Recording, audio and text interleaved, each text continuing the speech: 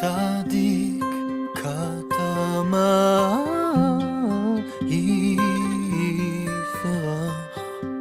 כארז בלבנון ישגה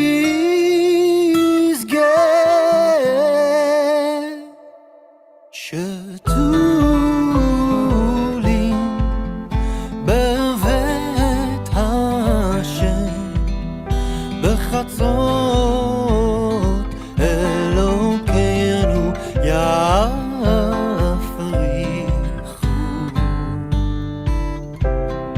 עוד ינובו בשיבה דשנים ורעננים יהיו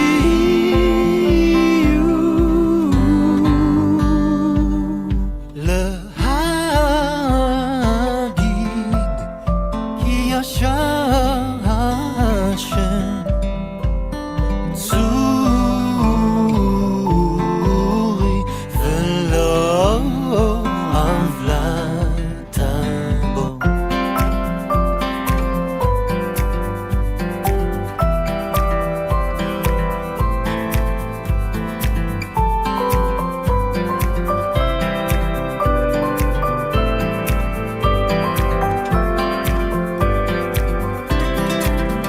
צדיק כתמה יפרח כארז בלבנון ישגה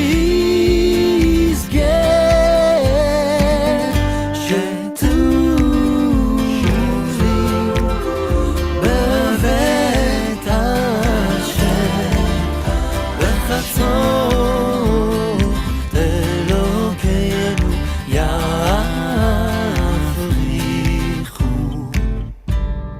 עוד ינובו בשיבה דשנים ורעננים יהיו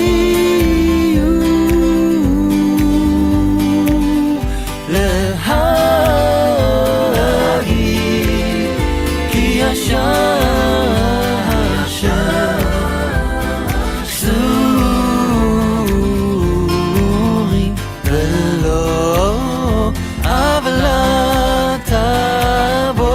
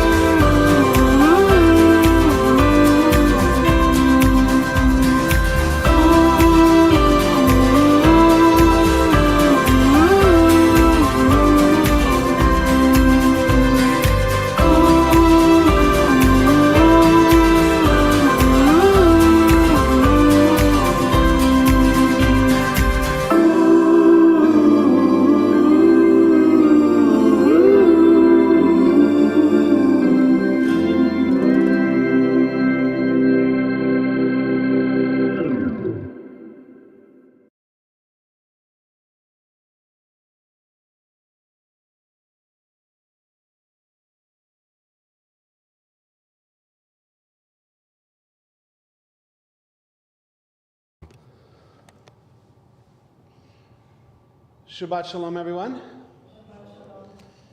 Kind of a tired late July Shabbat Shalom there. I get it. It's nice to be back. You know, I was gone last week, and I want to thank Nez Gross for stepping in, even kind of last minute because Margie had been sick, but to thank her for stepping in and leading the services, which I guess she had never done. In my mind, I thought she had done it prior, but that was new. So thank you to Nez, and thank you to Jonathan for stepping in for the Kaddish as well.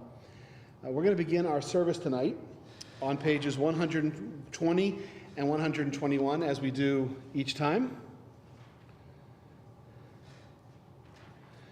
As we do each time, and I'm going to light the candles, so you'll follow me over there just for a moment.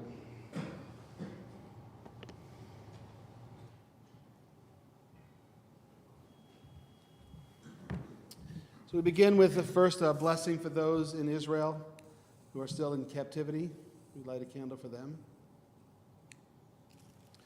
As for our brothers and sisters in the whole house of Israel, all those who are in distress or in captivity on sea or land, may the all-present have compassion on them and lead them from distress to relief, from darkness to light, and from oppression to freedom, now, swiftly, and soon. Together we say, Amen. On 121 on the left, as these Shabbat candles give light to all who behold them, so may we by our lives give light to all who behold us. As their brightness reminds us of the generations of Israel who have kindled light, so may we in our own day be among those who kindle light. Baruch atah Adonai Eloheinu melech haolam, asher kitshanu b'mitzvotav v'tzivanu lahadlik ner shel Shabbat. Blessed are you, Adonai, our God, sovereign of the universe, who hallows us with mitzvot, commanding us to kindle the lights of Shabbat. Baruch atah Adonai Eloheinu melech haolam, asher kiddushanu b'mitzvotav v'tzivanu lehadlik ner shel Shabbat.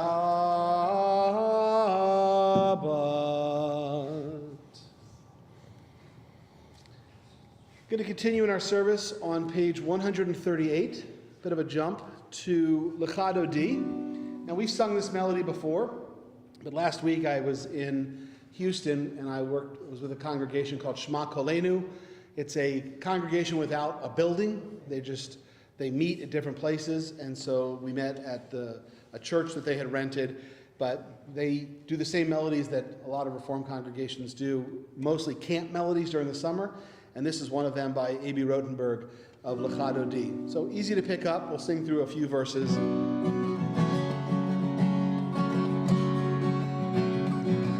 Ya la la la la Lechado D, ya la la la la Likrat Kala, ya la la la la B'nei Shabbat Nekabela, ya la la la la Lechado D, ya la la la la Likrat Kala, ya la la la la B'nei Shabbat Nekabela.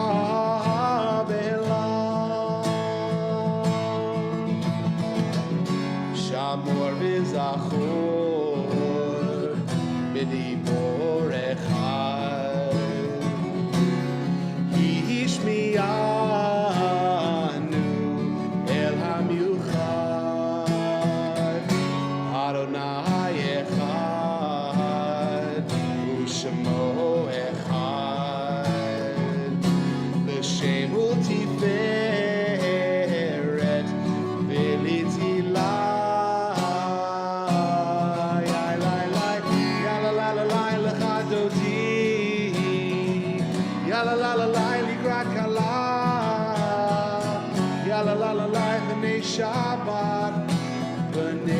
Shabbat Nekabela,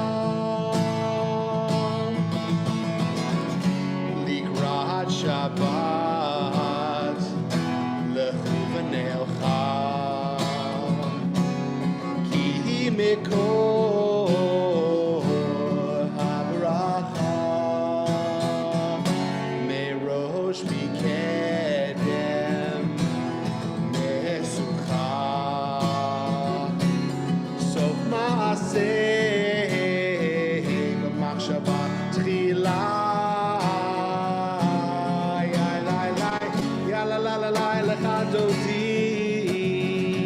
Ya la la la la Likrat Kala, ya la la la la B'nei Shabbat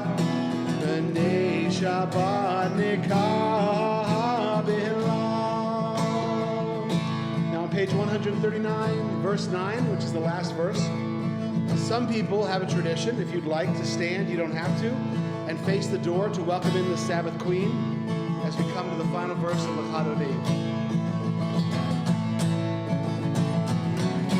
Boi v'shalom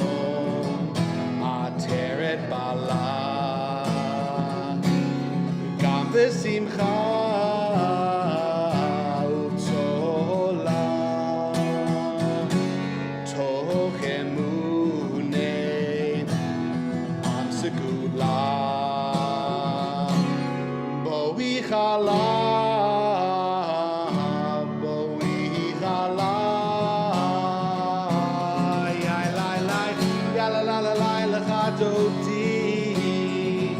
la la la la la ya la la la la b'nei Shabbat nekabela ya la la la la lechado di ya la la la la likrat kala ya la la la la b'nei Shabbat nekabela.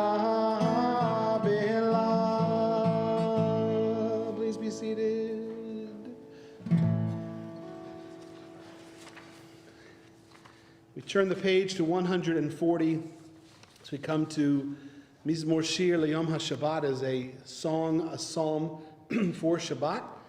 And we'll sing the words. Again, this is a camp melody from many moons ago. Some of you may recognize it. But the Mizmor Shir part repeats.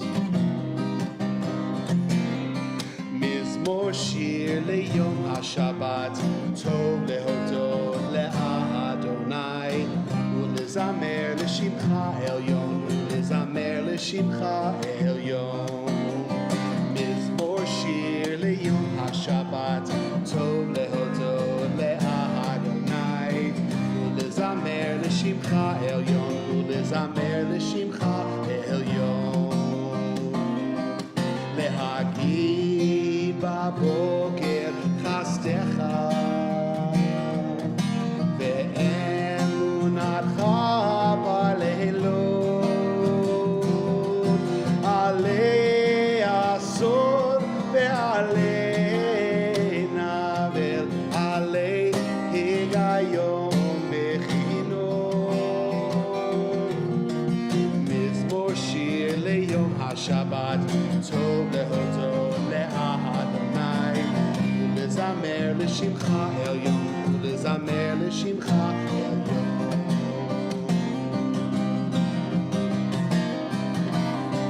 Ki simachtani Adonai Befoalecha B'maaseh Yadecha Arahanim Magadlu Maasecha Adonai Me'od Amkumach Shevotecha Mizmor Shir L'Yom HaShabbat Tov Lehodot Le'Adonai Ulezamer L'Shimcha Elyon Ulezamer L'Shimcha Elyon.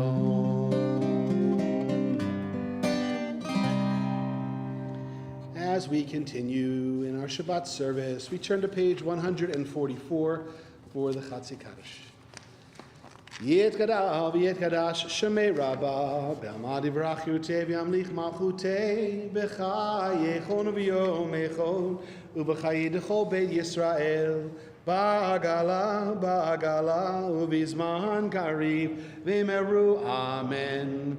Yehi Shmei Rabbah Mevarach Le'alam ul almei almaya Yitbarach V'yishtabach V'yitvar V'yitromam V'yitnasei V'yithadar V'yitalev V'yitalal Shemei D'Kudashah B'reichu Le'ila min kol birchata V'shirata Tushbechata V'nechemata Damiran Be'alma V'meru Amen. Page 146. If you're able to stand, please do so as we continue with the Baruch Hu.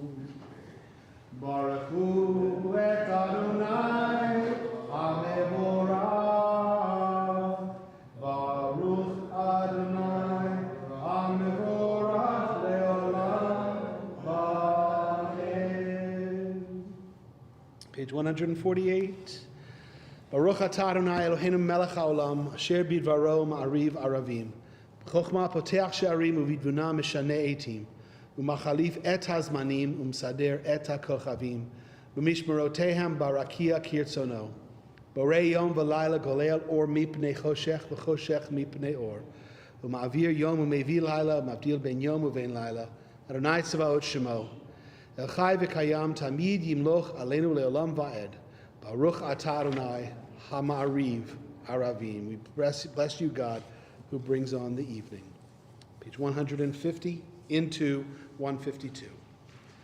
Ahavat olam Beit Yisrael Amcha ahavta Torah u'mitzvot Chukim u'mishpatim Otanu limadeta Al ken Adonai Eloheinu b'shochbeinu u'vekumeinu nasiach b'chukecha v'nismach b'divrei Toratecha u'v'mitzvotecha le'olam va'ed ki hem chayenu ve'orech yameinu uvahem negeh yomam v'layla ve'vachal tersimim elolamim Baruch atah Adonai Gal Yisrael Ohev Amo Yisrael 152 Shema Yisrael Adonai Eloheinu Adonai Echad Baruch Shem Kevod Malchuto Leolam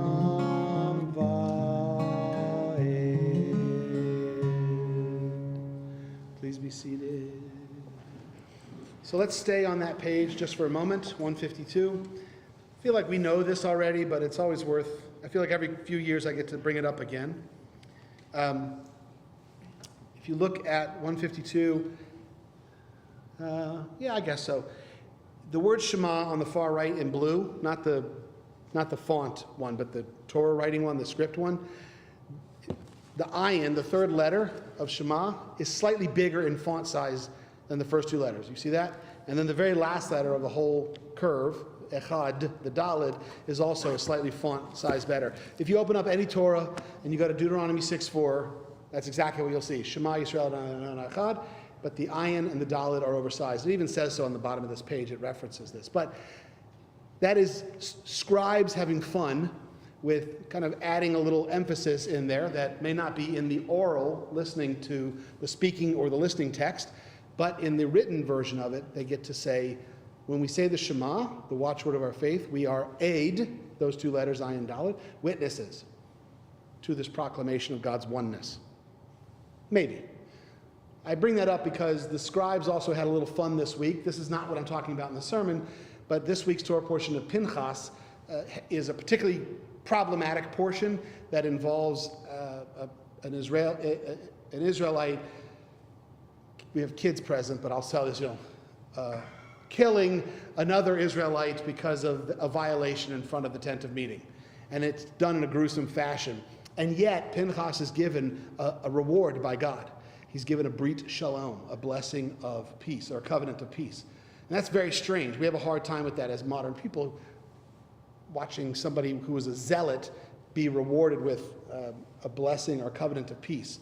And so the scribes, when they write the word shalom, shin, lamed, vav, vav is just a stick, mem, the vav, in every Torah that you open, the vav is broken. Instead of it being a stick, it looks like two halves. And we all know it says shalom, but it's like scribes just sort of reminding you, just like they're reminding you with Shema that we are witnesses, they're also reminding you that this covenant of shalom was done through brokenness. Just another beautiful scribal tradition. On page 155. Love your God with every heartbeat, with every breath, with every conscious act. Keep in mind the words I command you today and teach them to your children. Talk about them at work, whether you're tired or rested. Let them guide the work of your hands. Keep them in the forefront of your vision. Do not leave them at the doorway of your house or outside your gate. They're reminders to do all of my mitzvot, so that you can be holy for God. Ani Adonai Elohechem, I led you out of Egypt to become your God. Ani Adonai Elohechem, Emed. Skipping to page 158. Mi chamocha ba'elim Adonai, mi kamocha nehedar b'kodesh, nora tehilot osefele, nora tehilot osefele, malechutecha rahu vanecha, bokei ayam livnei Moshe uMiriam, ze elianu ve'amru, Adonai yimloch, Adonai yimloch, le'olam va'ed. V'ne'emar kifad Adonai Yaakov, galo mi'al chazak mimenu, baruch atah Adonai ga'al Yisrael. Page 161. Let there be love and understanding among us. Let peace and friendship be our shelter from life's storms. God, help us to walk with good companions, to live with hope in our hearts and eternity in our thoughts, that we may lie down in peace and rise up, waiting to do your will. Together in Hebrew, Baruch atah Adonai, haporei sukat shalom aleinu, ve'al kol amo Yisrael, ve'al Yerushalayim. Blessing God, whose shelter of peace is spread over us, over all your people Israel, and over Jerusalem. Page 162. V'shamru b'nei Yisrael et ha-Shabbat, la'asot et ha-Shabbat lidorot ha-merit olam. Beini uvein b'nei Yisrael oti le'olam, oti le'olam. V'shamru b'nei Yisrael et ha-Shabbat, la'asot et ha-Shabbat lidorot ha-merit olam. Ki sheshet yamim asa Adonai et ha-shamayim ve'et ha'aretz, v'shamru b'nei Yisrael ve'et ha-Shabbat, la'asot et ha-Shabbat lidorot ha-merit olam. Uvayom hashvi'i Shabbat vayinafash, Shabbat vayinafash, Shabbat vayinafash. V'shamru b'nei Yisrael ve'et ha-Shabbat, la'asot et ha-Shabbat lidorot ha-merit olam. Page 163. We are a people in whom the past endures, in whom the present is inconceivable without moments gone by. The Exodus lasted a moment enduring forever. What happened once upon a time happens all the time. On 164 and on the even-numbered pages that follow, if you're able to stand for the tefillah, please do so. Adonai sifatai tivtach ufi yagi tehilatecha. Adonai, open up my lips, that my mouth may declare your praise. Baruch atah Adonai, Eloheinu, v'Elohei avotenu v'imotenu, Elohei Abraham, Elohei Yitzchak, v'Elohei Yaakov, Elohei Sarah, Elohei Rivka, Elohei Rachel, v'Elohei Leah, El HaGadol, HaGibor v'Hanora, El Elyon, Gomel Chasadim Tovim, v'Konei HaKol, v'Zocher Chasdei Ahavot v'Imahot, u'Mevi Gula Livnei Nehem, Leman Shemo v'Yahava, Melech Hosea Moshiach Baruch atah Adonai, Magen Avraham Bezrat Sarah Atagibor Le'olam Adonai Mechayei HaKol Atara Be'Hoshia Mori Hatahal Mechalkel Chaim Bechesed Mechayei HaKol Be'Rachim Zomer Lovim Berofet Holy Umatir Asurim Mekayem Nazo Lishenei Afar Michamota Bagirot Umido Melach Melech Libit Umekayem Umatziach Yeshua Ma'atzalach Hayotako Baruch Ata Adonai Mechayei HaKol Ata Kadosh V'Shimcha Kadosh V'Kadoshim B'Kol Yom Ya'alu Chasera Baruch Ata Adonai Ha'el HaKadosh. If you'd like to be seated, please do so. So we turn to page 171. It's that beautiful reading that's a bit of a riff on the Genesis text of Jacob laying down and waking up and exclaiming in wonder, God was here and I didn't know it. At the top of 171, it says, days pass and the years vanish. We walk sightless among miracles. God, please fill our eyes with seeing and our minds with knowing. Let there be moments when your presence like lightning illumines the darkness in which we walk. Help us to see that wherever we gaze, that the bush burns unconsumed. And we, clay touched by God, will reach out for holiness and exclaim in wonder, how filled with awe is this place, and we did not know it.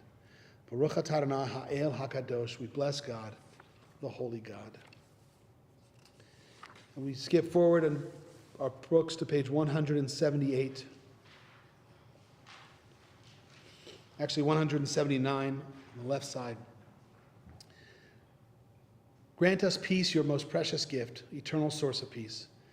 And give us the will to proclaim that message to all the peoples of the earth. May you bless our country as a safeguard of peace. May we be the advocate of peace among the nations. May contentment reign within our borders, health and happiness in our homes. Strengthen the bonds of friendship and fellowship among all the inhabitants of every land. Plant virtue in every soul. And may the love of your name hallow every home and every heart. Together in Hebrew, Baruch atah Adonai, hamvarech et amo Yisrael. Shalom. We praise you, God, who blesses our people with peace. On 180 and 81, we take a moment of silent prayer, of kavanah, of personal reflection, and we'll sing on 180 the words of Yehiyu l'ratzon coming out of our silent prayer.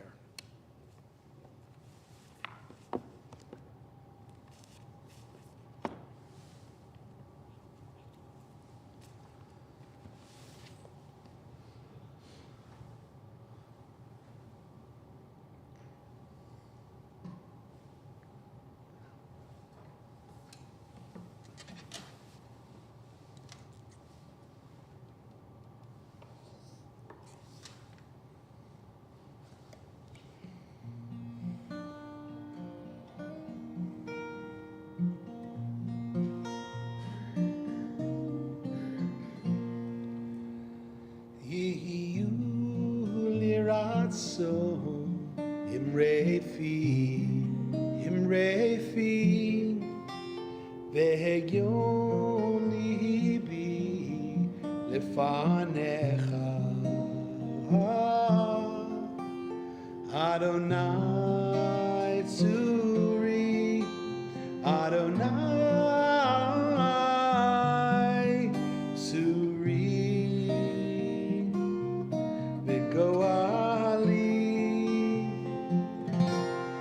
Goali Yehiyu l'ratzon Imrefi Vehegion libi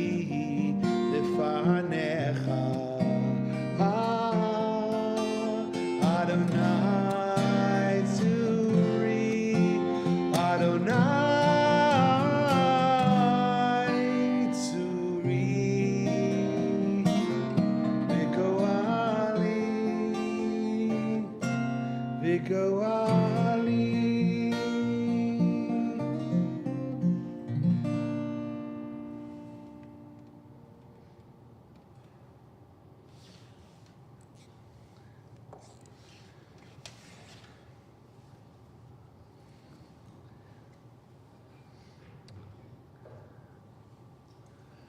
Going to screen share here for a moment with our online friends.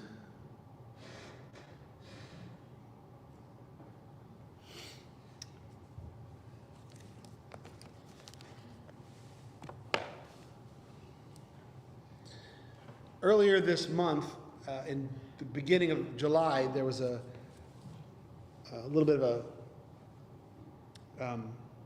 an anniversary that I wanted to recognize. I didn't get to it till tonight, but it's just as important. About 120 years ago, or actually 120, actually, let me take it back. 128 years ago, a book was written that forever changed the face of Judaism. And yet to most Jews, it's an unknown document that's rarely read. It opens with 2 lines that describes this symbiotic relationship between the Jewish people and the countries where we lived. So this would be in the late 1800s. Think about us being all over the planet. And this book, not well known to most of us, opens with these lines here. It says, "It is astonishing how little insight into the science of economics many of the men who move in the midst of active life possess." Word salad, don't worry about that one. Here we go. "Hence it is that even Jews faithfully repeat the cry of the anti-Semites, quote, 'We depend for sustenance on the nations who are our hosts, and if we had no host to support us, we would die of starvation.'" Just let that sink in for a second. In other words, the Jewish people do not like living in other countries filled with anti-Semitism, but if it were not for their hospitality, we would die. If Jews didn't break away from their host countries, as a parasite must break away from its host, the Jewish people would always remain miserable and despised people. That was the push of this author. Now, if you hear this text, it sounds like the text of somebody who didn't like Jewish people, right? It talks about the symbiotic relationship between host countries and miserable and so forth. But it was actually written by a Jewish journalist named Theodor Herzl. There in my beautiful AI-generated picture, Theodor Herzl on a balcony in the style of Chagall. I love this AI stuff. Okay. So this month, July, we marked 120 years since his death. He died in July of 1904. I remember it like it was yesterday. And this man, Herzl,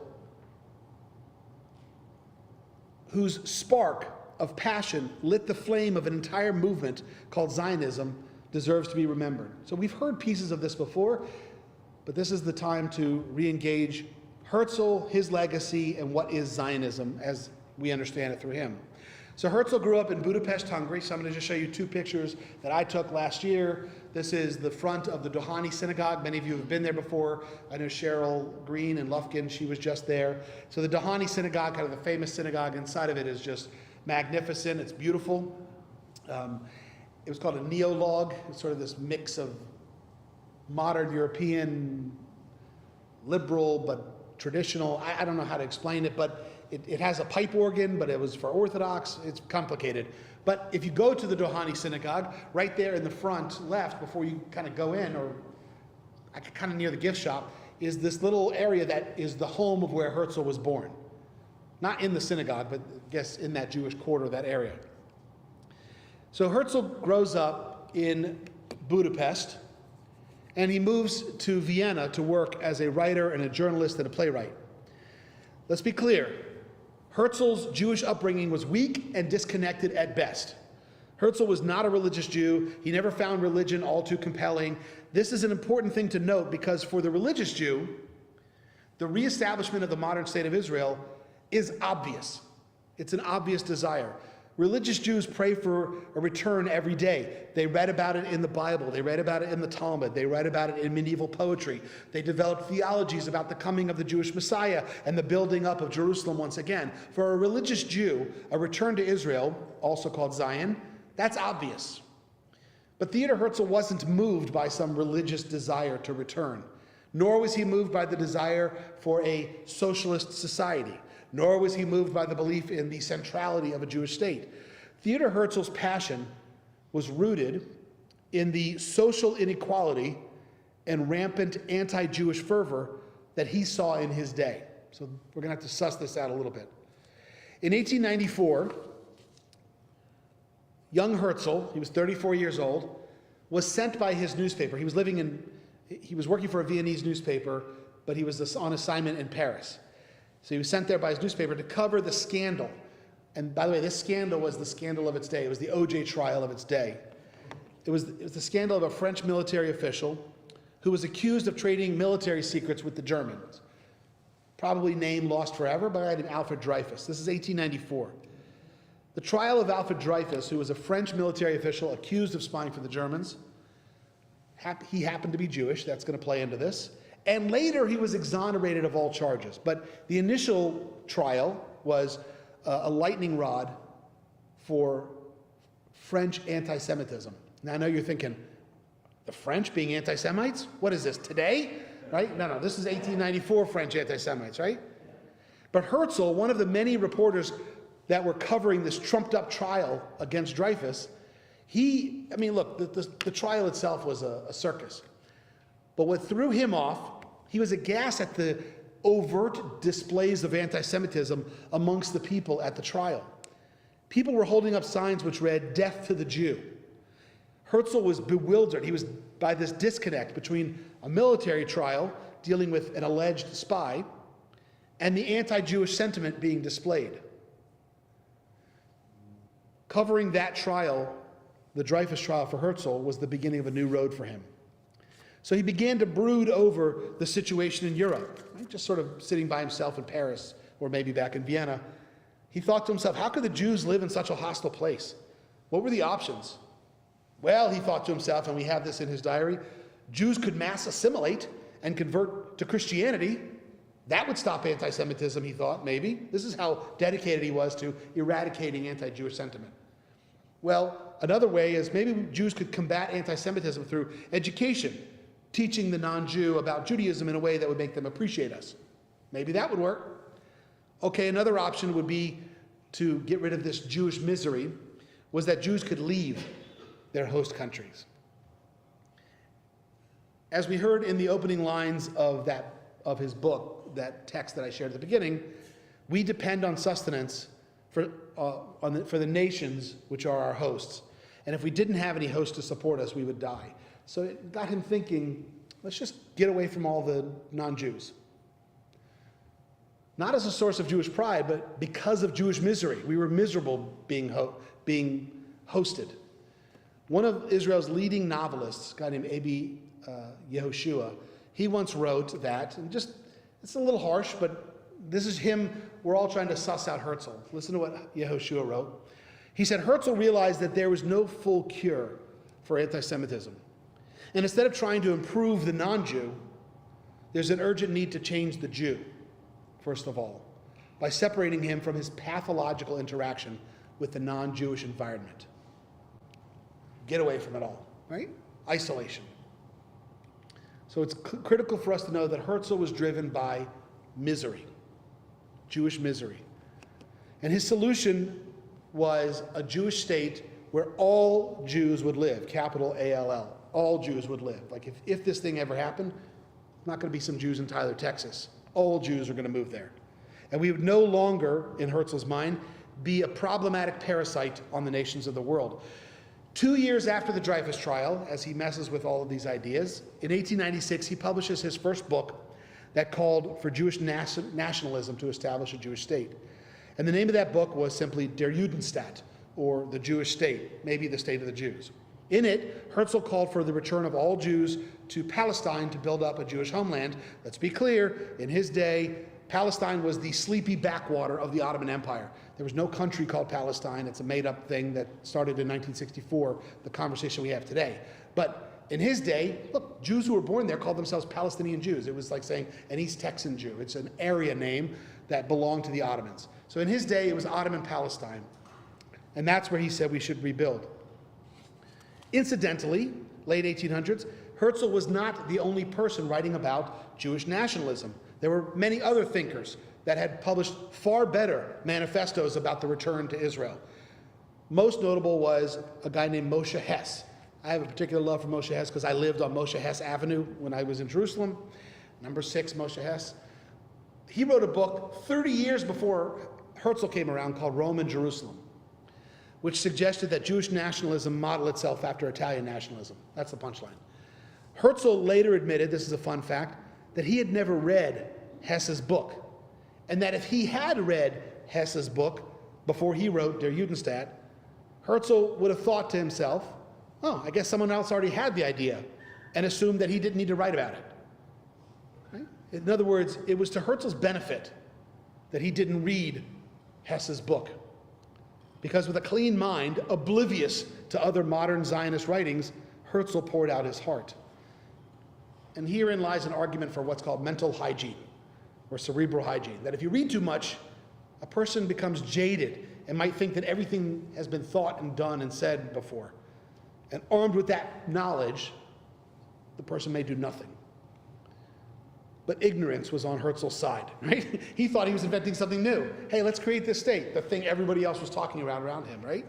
And so his passion was pure and uninhibited. So to achieve his goals, this random journalist from Budapest, working for a Viennese newspaper, goes and he sets up meetings with the great leaders of Europe. He met with the British government. He met with leaders in the British government. He met with the Sultan of the Ottoman Empire. He met with the German Kaiser, to name a few. Who is this guy? So 1 year after he published this book, Der Judenstaat, he convened a group of 250 like-minded Zionists in Basel, Switzerland. This is now 1897. And it was at this 1897 conference, here's a picture of it, where he created something called the World Zionist Congress. Just a taste, sometime in the next year, I'm going to be pushing the WZC, the World Zionist Congress, because every 5 years they have a vote, an election, and the next one's coming in 2025, and we need to vote in that. That's a more complicated story, but we've been here before to talk about why it's important for Reform Jews to vote in the World Zionist Congress, because it changes where a lot of money gets moved. Fine. But this is 1897. This is day one, and here's a drawing of Herzl up on a podium at the WZC in Switzerland. The group met to discuss common goals. They talked about differences. They talked about how they were going to construct administrative and political organizations that would eventually become the basis of the Jewish state. There is a blueprint at that meeting for what today's political parties look like in Israel. The meeting was successful, and Herzl wrote something in his diary. This is a very famous quote. This is what he wrote in 1897, just after this meeting of 200 plus people. He wrote, quote, "Were I to sum up the Basel Congress in a word, it would be this. At Basel, I founded the Jewish state." If I say this out loud today, I would be answered by universal laughter. Perhaps 5 years, certainly in 50. Everyone will know it. So that was 1897, not 50 years before the foundation of Israel, but 51 years. He was off by a year. Although the partition happened in 47, so maybe, right? Herzl was as much a political mastermind as he was a prophet. In those years, 1897 to his death in 1904, just a 7-year span, he ignited a movement that brought together all the different types of Zionists from around the world. Religious Zionists, socialist Zionists, political Zionists, Eastern European Zionists, cultural Zionists. Some believed that a Jewish state had to be run according to Torah law. Others believed that all Jews must live in Israel once created. Others believed that Israel would be vibrant only with a vibrant diaspora, where some Jews continued to live outside Israel. Other Zionists in the room believed the character of the state should be socialist, while others believed it should be capitalist. Herzl also united many, interesting, Jewish anti-Zionists, right? There were plenty of people who disagreed with Herzl's Zionism. Orthodox Jews did not like his ideas. Reform Jews refused to participate in the building of a Jewish homeland, to our discredit, but that's another sermon, right?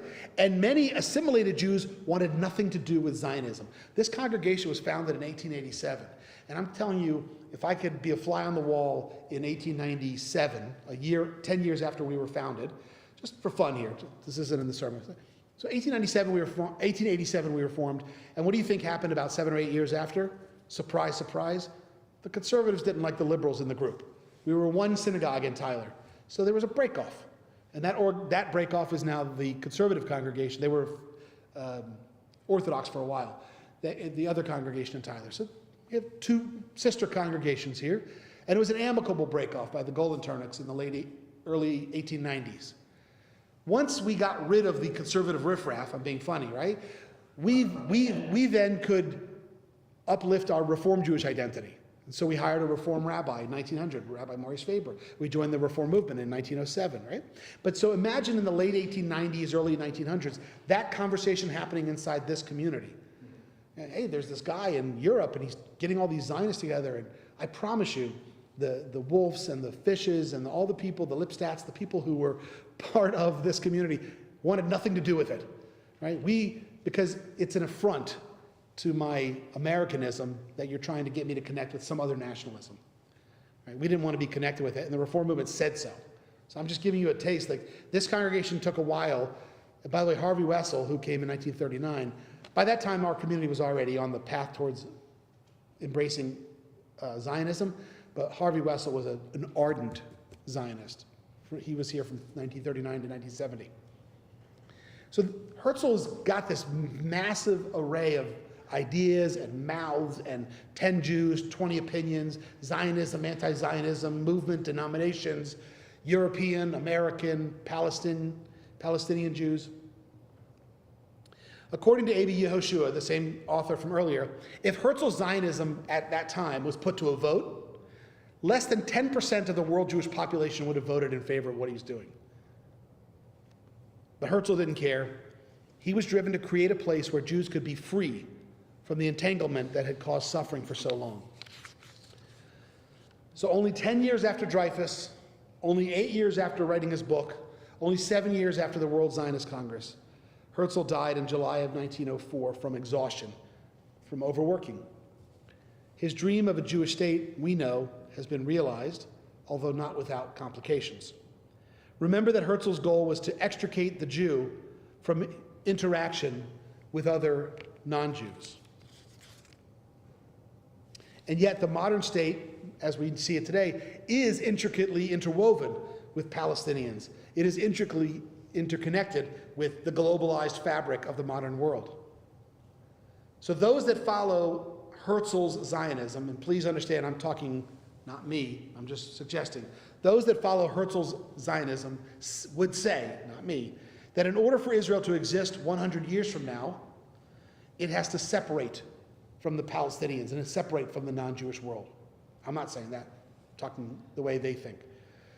What was a necessity for the Jew in Herzl's day is a necessity now, again, they would argue, to free ourselves of those interactions that make the Jew miserable and vulnerable. In American Judaism, we do the opposite. We talk about the virtues of assimilation.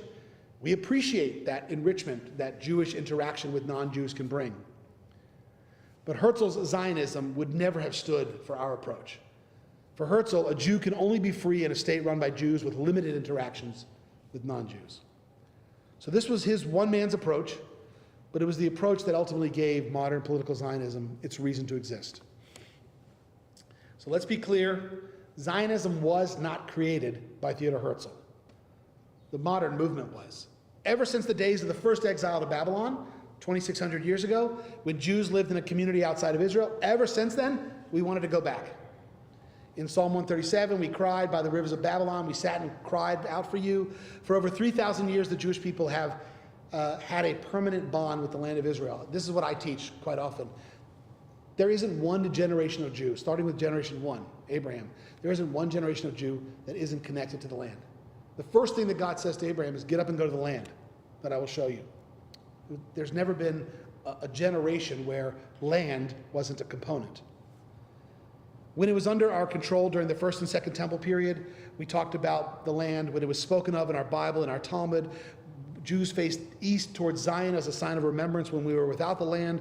The words of the prayer book called out for a return to the land. For 3,000 years, every day in the life of the Jewish people has been connected with Israel. In the 800s or the 1100s or the 1500s or the 1700s, Israel's reestablishment would have been impossible. But in reality, there was really only a small window of opportunity, months we're talking about, when Israel's reestablishment could have actually been assured. So we're talking now late 47, early 48. What was going on? The miserable reality of European Judaism, the anti-Semitism, the right world leaders in the right places at the right times, the outcome of World War II, the organizational efforts, all these elements coincided in a brief window of time. And if it weren't for the efforts many years prior of Theodor Herzl, that opportunity to declare a state might not have been realized. So it's been 120 years since his death, but his accomplishments live on in the history of the people. If you go to Israel and you visit their Arlington National Cemetery, their state cemetery, it's Mount Herzl. That's where he got disinterred in Europe and reburied in Jerusalem. He is famous for saying this phrase here, Im tirtzu ein zo agada, if you will it, it is no dream. Just a fun little aside before I get to the end here. So I took this picture in Vienna. They're very proud of Herzl because he lived in Vienna, so we went to some Jewish museum there, and there's a picture of Herzl. But I was fascinated by the Hebrew on it. It's maybe hard to read, but I'll just share with you. By the way, we grew up in camp singing, Im tirtzu, ein zo agada, la la la la. Right? And then there was a B part that Debbie wrote, right? So we all know the phrase, if you will it, it is no dream. If you've seen the movie The Big Lebowski, John Goodman's character says, if you will it is no dream, right? He loves it. But it's interesting that the Hebrew of this picture, this portrait of Herzl, says in Hebrew, Im atem rotzim ein zo agada. There's even a grammatical mistake. They put an I in where there should be an aleph. That drives me crazy. But it's interesting. I've been talking to scholars like, why does the portrait of Herzl say different than what we... And they go, because he wrote it in German. Right? Who cares? It just gets translated out differently from one to the other. Mildly interesting, but there's a picture of Herzl in the Viennese museum. For Herzl, Israel was a dream, but with the right amount of persistence and political support, he taught anything can be done. So we remember him this month with reverence and with thanks, and we continue to pray for the continued peace and safety of the land that he helped reestablish. We often say, Am Yisrael Chai, the Jewish people live, and after all we have gone through, we still Chai, we still exist. And so we should maybe also say, Eretz Yisrael Chai, the land of Israel lives again. And we owe much of that existence to the passion of one man. Shabbat Shalom. By the way, I was going to end this sermon on a little picture, right? So what did you expect? The famous Jerusalem picture? And I chose this one, this random picture that's from the internet. Anybody want to guess why? This is a weird ender. It's a little quiz. Anybody want to guess why this picture? So for what is this picture? Let's start with that. What? It's right. So in the foreground is Jaffa, right? The port city of Jaffa, ancient Jonah, all that stuff. And what's in the far ground is Tel Aviv. The big city was Jaffa. Tel Aviv were sand dunes. But when the Jewish community bought, and for those who are listening, bought the land that they owned, ultimately the sand dunes, they literally took seashells and placed it out, which became Rothschild Boulevard as to who was going to have what plot of land, and they built up what is now this magnificent city, Tel Aviv. And, I'm going to stop share here. Theodor Herzl had written a different book called Alt Neu Land, Old New Land. In honor of Theodor Herzl, by the way, there's another city in Israel called Herzliya, named after him, right? Like we have Washingtons all over this country. It's interesting that they chose to honor him by this book that he wrote, just go with me for a second, called Old New Land, Alt Neu Land. And they decided to use two words, one thing representing something old and one thing representing something new. And something that is old is an archaeological formation called a tel, and something that is new is a spring, an aviv. So the words Tel Aviv literally means it's old new. It's a reference to Herzl. It is not because there's a spring underneath Tel Aviv. So it's just, or a hill of a spring. It's a fun little factoid that tour guides like to teach.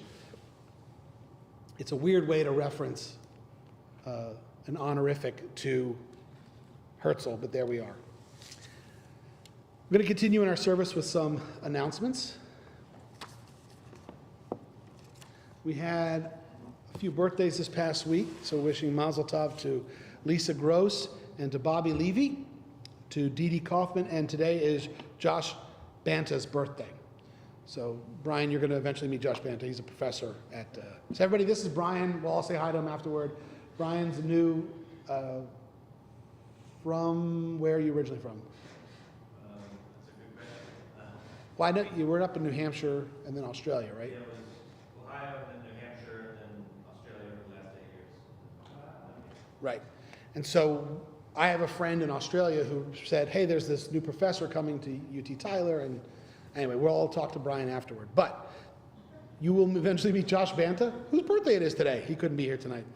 And the only anniversary we had was from our friends at Emmanuel Longview, so Barbara and Joe McClellan, happy anniversary to them. Our pulpit flowers were placed here by the Bethel Sisterhood Flower Fund, and our own egg hostess is Gina Culpepper, but she couldn't be here tonight, but she did leave food, so we're all good.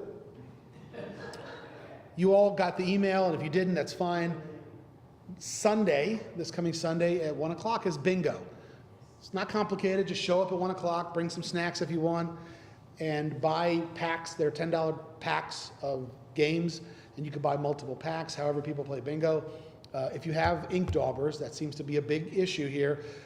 We've got some for sale, or Stephanie has some for sale, but it's just for fun this Sunday, the bingo, but that'll be this Sunday at 1 o'clock, and we hope to have a nice crowd on that afternoon. Are there any other announcements that I'm forgetting? No? Okay. We are going to offer a blessing for those in our community in need of healing. We're going to turn in our prayer books to page 586. 586. And before we continue, I'd like to offer a Misha Beirach. May God, who blessed our ancestors, be present to those in our community who need healing and strength. Tonight we pray for continued strength for Martin Muntz, continued strength and love to Adele Regan, to Howard Kravitz, who's here with us, to Sheila Rust, who's here with us, to Monica Miller, who had to go just for those, I'm sure she's okay, me sharing. So she is having surgery next week, but she is in the ER right now at Christus because she had a little, I'm not exactly sure what happened, but she let me know to let you know that she's currently at the hospital. So our prayers are with her. Continued strength for Carl Muchnick in his recovery, for Barbara Green and Carla Bailey, for the Johnsons, for the Yantis family, for Heather Parks, and strength for Baruch Ben Rosa. And with our friends in Longview, we continue to pray for strength for Sue Ann Day and Jordy Solomon and Audrey Carroll and Grace Eddings, and for Joseph. Baruch atah Adonai merapeh tachalim, blessed are you, God, who heals the sick. Amen. On 586, if you're able to stand at the bottom of the page, we continue together. Aleinu l'shabeach l'Adon hakol, la'ateit gdula l'yoseh b'reshit, shelo asanu kibnei haratzot, velo samanu k'mishpachot ha'adama, shelo sam keokenu kahem, vego aleinu kechol hamonam, v'anachnu korim, u'mishtachavim u'modim, lifnei melech Malchei Hamlachim HaKadosh Baruch Hu. Page 591. V'ne'emar V'hayadonai L'melech al kol haaretz Bayom hahu Yiyeh Adonai Echad U'shemo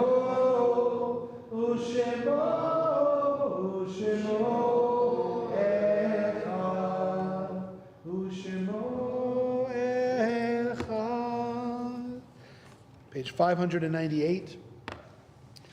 Continue with Mourner's Kaddish. Remain standing. This evening we are finishing Shloshim, the 1 month of passing of Shannon Ellsworth.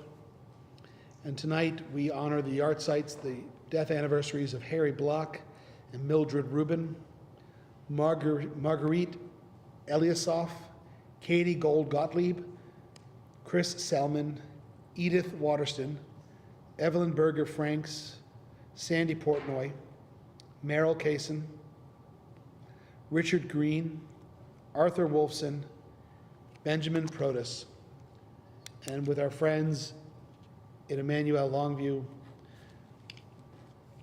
we honor the yard sites of Carrie Kraft and Bradley Falk.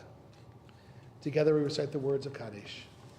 Yitkadal v'yitkadash Shemei Rabbah, Balma divrach Yerutev Yamlich Malchutei, B'chayechon v'yomechon v'chayei d'chol Beit Yisrael, Ba'gala v'zman kari v'imru Amen. Yeh Shmei Rabbah mevarach le'alam u'lalmei almayah, Yitbarach v'yishtabach v'yitba'ar v'yitromam v'yitnasei, v'yitadar v'yitalei v'yitalal Shemei d'kedusha b'reichu. Le'ela min kol birchata v'shirata, tushbechata v'nechemata, damiran b'alma v'imru Amen. Yehi shlama rabba min shmaya, v'chayim aleinu v'al kol Yisrael v'imru Amen. Oseh shalom b'mromav, hu ya'aseh shalom, aleinu v'al kol Yisrael v'imru Amen. Zichronam levarcha, may their memories continue to be a blessing. Again we say Amen. Close out our service tonight with the final lines of Kaddish, or if you want, you can turn to page 647, or you can just close your book because you already know the song of Oseh Shalom. All good options as we close out our service. By the way, I shared this before, but every time I travel, I always have some fun Tyler connections, and that last week was no different. When I was in Houston, everybody came up after me, oh, do you know so-and-so? Do you know so-and-so? And of course, Tyler, we didn't know it, it's the center of the Jewish world. Right? Even Max, he's like, oh, I know somebody in Tyler, down from Australia. Page 647, we sing Oseh Shalom. May the one who causes peace to reign in the high heavens, let peace descend on us, all Israel. We sing together. Oseh Shalom bimromav, hu ya'aseh shalom aleinu, ve'al kol Yisrael, ve'imru Amen. Ya'aseh shalom, Ya'aseh shalom, shalom Al kol Yisrael, Ya'aseh shalom, Ya'aseh shalom, shalom aleinu, Al kol Yisrael, Ya'aseh shalom, Ya'aseh shalom, shalom aleinu, Al kol Yisrael, Ya'aseh shalom, Ya'aseh shalom, shalom aleinu, me'al kol Yisrael.